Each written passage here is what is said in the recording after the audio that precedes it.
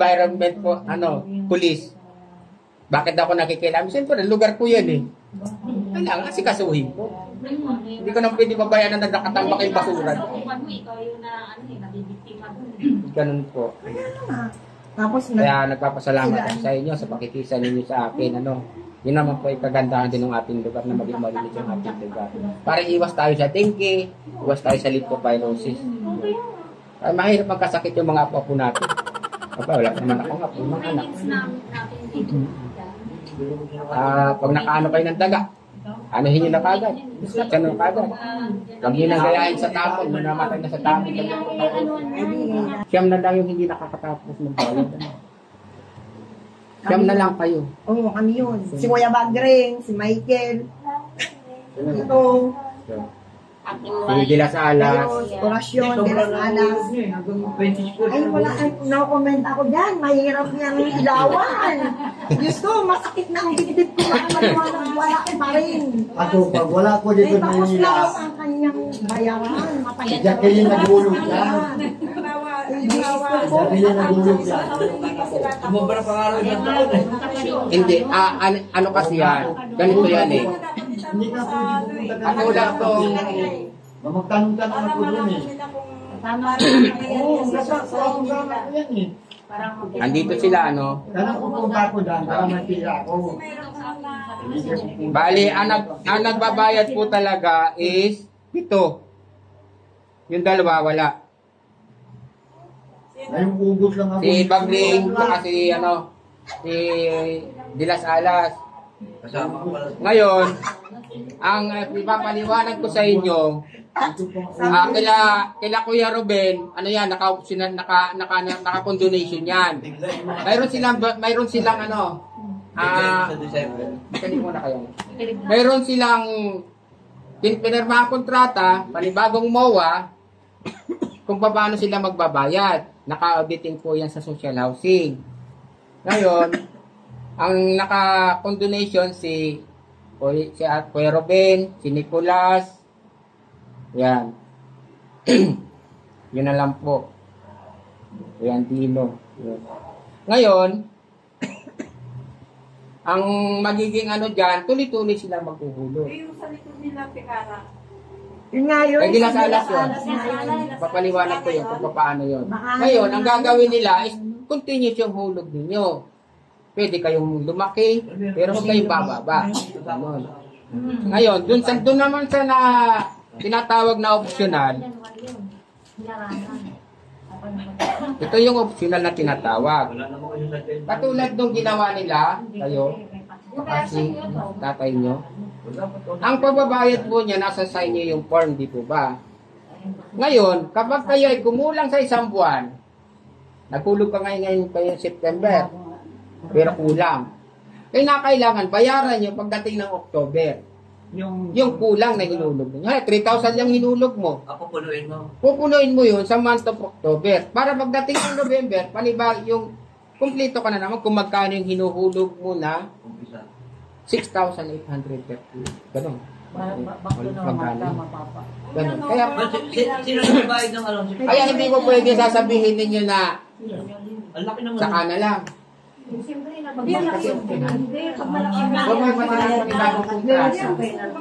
Yun yung kasi wala na condonation eh.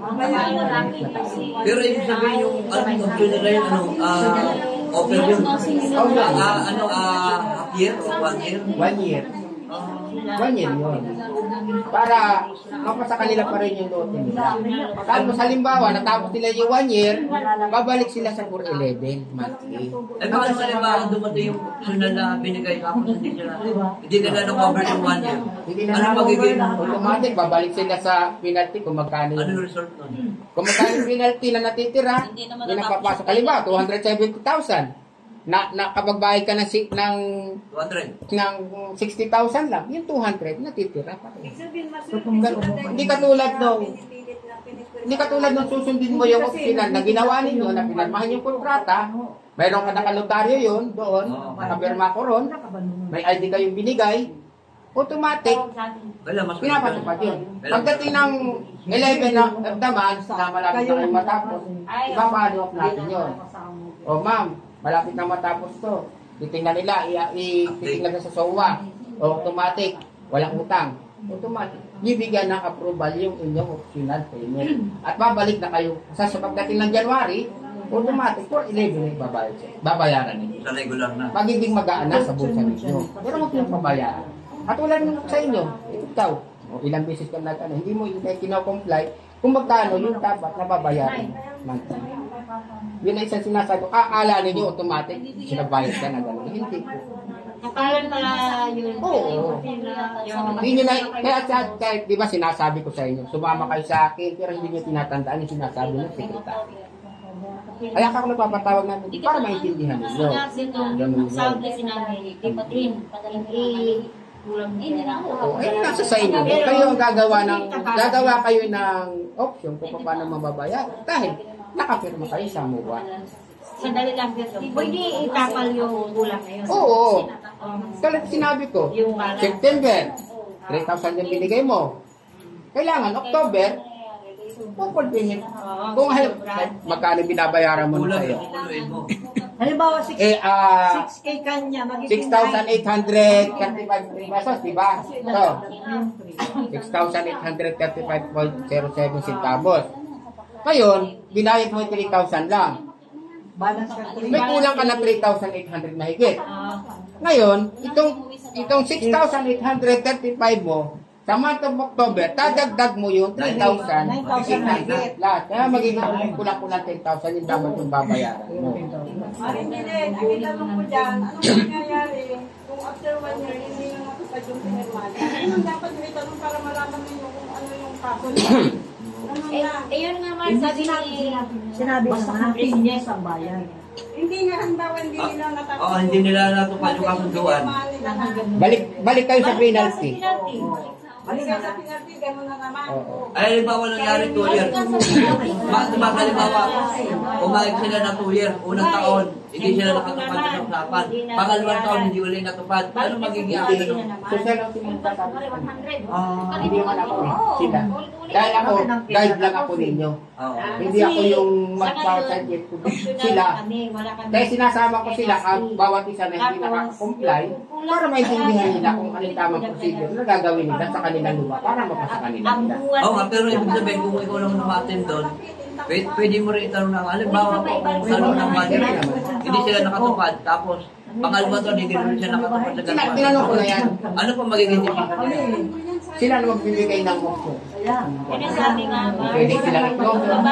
Pero, Pwede rin samahan ang magbibigay ng option. pero ibig sabihin hindi ka nabigyan ng ideya kung ano dapat. ganun yung sinasabi Hindi, nila. Itong halimbawa naman, gaya kay Bagling, hindi nyo na kaya gusto nyo na i-geta.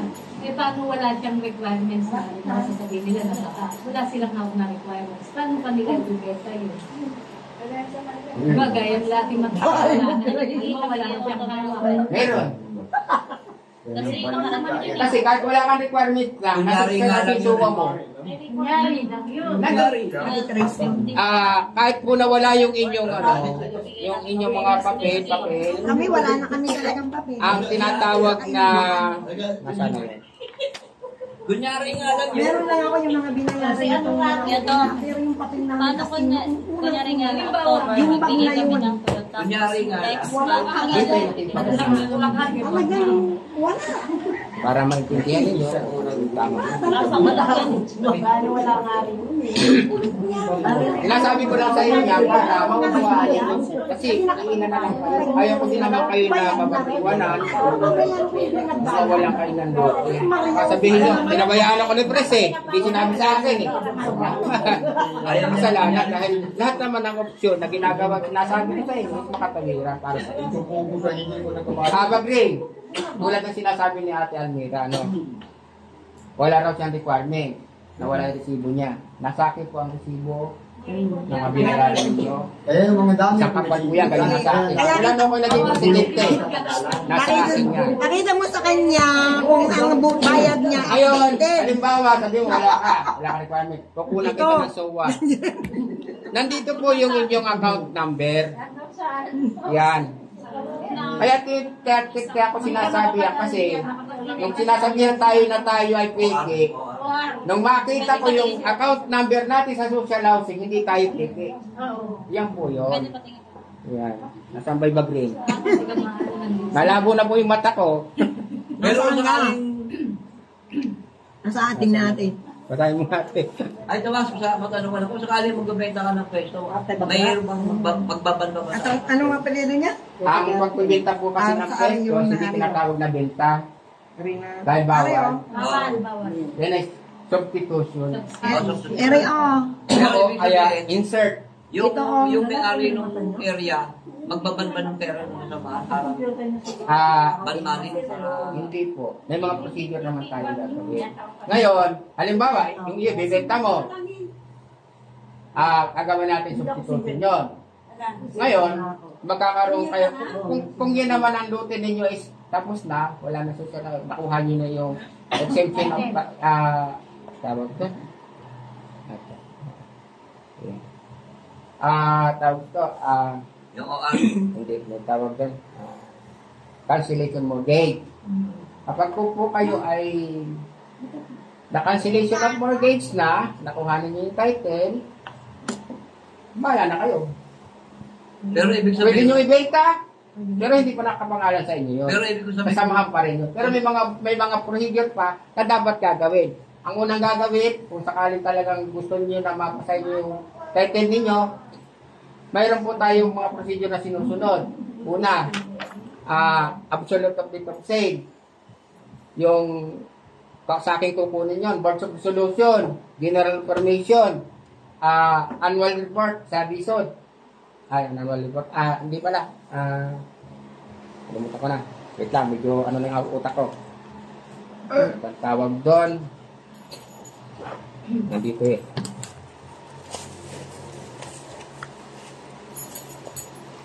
Wait lang. Medyo... yung may-ari lang at saka yung kukuha, magkaroon lang sila ng dito say. Dapat di ba makita lang doon sa asosasyon, okay na yun. Tulad nung ginawa ko sa inyo, mayroon kayong babayaran na university sa kaya kailangan kasi bawat magbibenta is may 60 days na announcement. Pero ano, O, halimbawa, ayaw mo na doon sa lote mo, sabi susubstitute ko na to. O sige, substitute. Kanina mo yung substitute. Membro ba ng samahan ito? O halimbawa, walang magpapaskit tayo dyan, member ng board. O si ganito, may sinusubstitute, kanino? O, kung may kukuha sa samahan, within 60 days, mag-comply kayo sa may-ari, makipag-ugnayan kayo sa asosasyon. Pagkatapos, kung nagkasundo kayo, kung magkano mo yung ano ninyo, hindi naman yung tinatawag na absolute of deed of sale, sa inyo napapagawa sa abogado yun. Pero kung hindi pa yung nasa sa inyong pangalan, katulad nung kila Ate Beth, meron kay Almira, meron na yan, kay Milka, kay sino pa? Kay Kuya Tony, sila, balikin mo yan eh, kung mayroon ng sa kanya-kanyang title. Kay Merla, kay Tito Barot. Ayun. May mga title na po yung mga yan. Kaya ang obligasyon na lang nila sa atin is maging magbutaw na lang sila at magbabayad sila ng biyaya. Yun na po yung makisama na lang sila sa atin. Kasi membro sila ng samahan. Kasi kung wala naman samahan, wala rin tayo silang Di ba pag di ka nagbabayad ng tax, dalawang magsasarap? Pag hindi ka nagbabayad ng tax declaration sa City Hall, di dalawang magsasara sa'yo. Oo. Totoo yan. Dubli yan. Tatlo. Ano pa? Doon naman sa ano, kasi ano yan eh. Disod. Tatlo yan disod. Ganun yung mga yan. Hindi isasara naman tayo, hindi kukulungin. O nga po pala, may isa pa ano. Doon sa mga naka-full payment na hindi pa nagkakapagpa-transfer ng individual title, mayroon po akong isang ituturo sa inyo. Ano. Dahil ginawa na namin yan ni Kuya Mahin, ni Kuya Noni, at sa akin. Ngayon, medyo matagal yung pagkuha ng exemption of capital gain tax. Kasi, last year pa ako naka-full payment, nakuha ko na yung aking title, nandito na yung mga title ko. Ngayon, ang gagawin po, kinakailangan natin mag-apply ng exemption of capital gain tax sa 6th floor kay Ma'am Kim. Si Jun, Eh. magpa-change tapos ka pa, di ba? Ang pangalan ni Kuya Tony yan eh. Para sa... Ganun po ang gagawin ano. Tapos, hihingi kayo sa akin ng ano, ng request. Halimbawa, kung maglalakad, magbibigay naman kayo sa akin ng tawag doon. Authorization letter na pinapalakad mo sa akin. Ngayon po, kung kayo naman ay may title na ganito, yun ang gagawin ninyo, no? Para kung gusto niyo makamura. Kasi malaki yung mawawala sa makakalpas na ano, sa BIR. Nasa almost 6,000 din yun. Yung sa akin, nung nilakad ko nung nakaraang linggo, yung kay Kuya Mahin naka-process pa. Meron na ako. Pipirmahan na lang ako. Kaya sabi sa akin, tatawagan na lang kita, sir, para ma-release mo. Pag na-release mo yan, pwede mo nang ilakad sa assessor's office at sa kabila. Nakantay na lang yung sa inyong dalawa. Yan po ay nakapangalan pa ay sa akin. Pero pagka ano nga. Yan na yun sa'yo, Tomas. Yan na yung titulo mo. Oo, sa akin. Nakuha mo na. Oo. Parehas tayo ng kulay. O, ganyan talaga yan. Ba't sila merla, green? Depende siguro sa pagkagagawa yearly. Eh, sa Bisot ka na eh. Saan ka ba naglakad? In this, ano pa lang, yung social housing pa lang. Ha? Social housing, hindi pa ako naglakad. Ayaw ka lang mo yan. Yan pa rin. Ngayon, halimbawa, naka-full payment na kayo. Nagbabayad kayo ng BIR. Kukuha rin kayo ng real property tax certification. Ito po yun.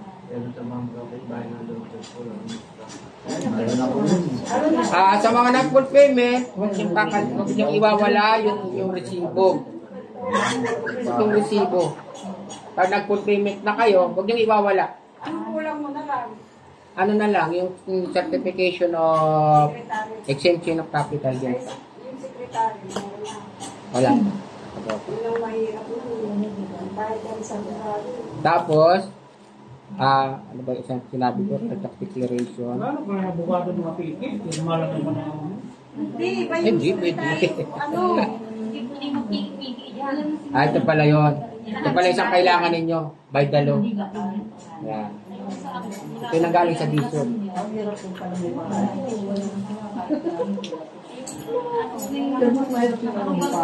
Kaya doon sa mga hindi nagbabayad ng tax, magbayad po kayo. Nandito, ganito yan. Oh. Para hindi kayo mapiki, ganyan yung tamang resibo.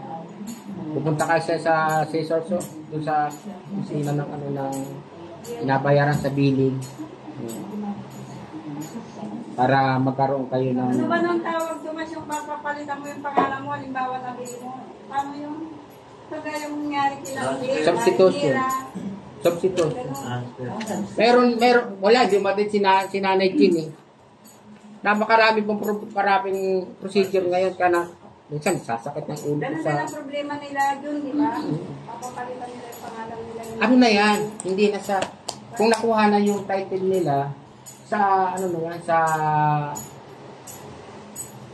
Diba binili nila kagaya na maring niya? Sa assessor's office niya. Pag ano na kayo ng abogado. Katulog kayo sa... Paturo kayo dito si Maring Nira. Kasi, isang problema kasi... Pag ano? Kurang naman kami ni Bagring. Meron, ano tayo? ilipat mga ano nila. Iniwan yung peso ng Tagayan. Yung mga mahirap ngayon, binigyan ng ni Bumbong Marcos. Hindi tayo kasali dun, kuya. May palupa na tayo eh. Kaya hindi tayo nagbabayad. Basta yung ano, sa samahan. Kulang pa yung bayad natin. 25 years ng kontrata dito. Kuya Bagre, ganito yon. Kahit 25 years na hawak mo yung lupa mo, kung hindi tayo nagbabayad at kulang, kagaya namin, kulang pa yung bayad namin, hindi pa tayo bayad. Oo nga, hindi na tayo bayad yan. Ay, pinipilit mo naman man di sa akin. Sabi mo, huwag na tayong magbayad at baka 25 years na tayo. Hindi pwede yun. Mag-uwi ako pag may pera ako. Ay, hindi nga pwede. Dito lang buhulog, dito nakahulog dito. Ayaw pumunta ka doon sa ipapita ko sa'yo. Sige ka na, sige. Hindi kita Ay, sinasabi ko sa'yo, di ba, Bagling? Halimbawa, ayaw mo talaga mag-optional. Magpunta ng Korea level. Hindi, papasama ko talaga. Ba't nakay ng Gusto ko, ilang beses ka rin inayakag, ayaw mo sumama. Magtanong-tanong ako doon. Ay, kay Bumbong ka humingi ng ano, doon ka humingi ng lupa. Pero ibig sabihin, nakabuhay ka ng 1 year. Ay, gusto ko, kung mahirap mo ka, pilingin ang utak mo. Kung 25 years, ay ilang taon na hulog niya. Siguro mga 5 years, gano'n. Hindi naman. Hindi naman. Jimmy, oh. Joke lang. Eh, kasi minsan sa isang taon, nakaka-apat. Ganun. Dinibigay niya rin sa December, natungkutan niya. Ihulugan niya. Ganun lang ako yung mahin, ano, yung ating, ano na, pagkantong na lang tayo.